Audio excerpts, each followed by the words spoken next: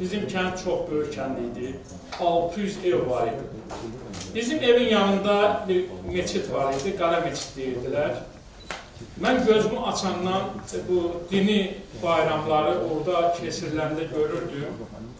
Çox belə qəribə gəlirdi mənə qadınların bu ağlaşmalarını, qadınların özlərini döymələrini. Mən onda görürdüm ki, ilahi, bunlar, hələ bilmirəm, bunlar, bu qadınlar yağlaşırlar. Hələ bilinmirdi və meçidin içində dini bayramlarda bir daş var idi. Həmin daşın başına fırlanırdılar, ziyarət edirdilər, şam yandırırdılar, hamısı yadımdadır. Və Əzmənim burada qeyd elədi, biz orada ermənilərin içərisində dinimizi və dilimizi itirmədik. Həqiqətən. Məsələn, o dini bayramlarda ermənilər nə qədər eləyirdi ki, Məhərrəmin ayında cəmaatın kənddə meçidin yanına yığışmasın.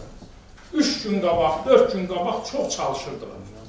Ancaq səmimiyyətimiz haqqı o mümkün olmurdu. Heç cürə mümkün eləyə bilmirdilər. Bəli, o vaxt yadımda ki, qazanlarda şərbət qoyurdular, şərbət cəmaata paylayırdılar.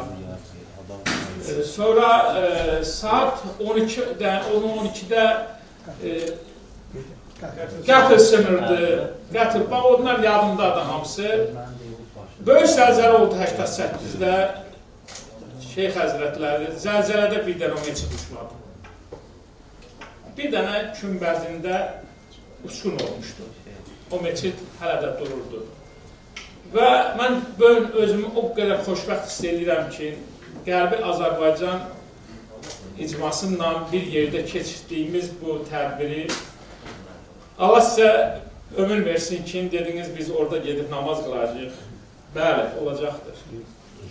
Belə prezidentimiz varsa da inanalım. Prezidentimiz həmişə deyirdi ki, nə vaxtsa da biz o yerlərə qalacağıq. Axırıncı dəfə cənab prezident dedi ki, biz indi müharibə yolundan yox, arabalarımızla gedəcəyik Qərb Azərbaycan'a. Eşq olsun belə prezidentimizə. Var olun, var olun. Şeyx Həzrətlər ki, belə bir tədbir hazırladınız. Təşəkkür edirəm.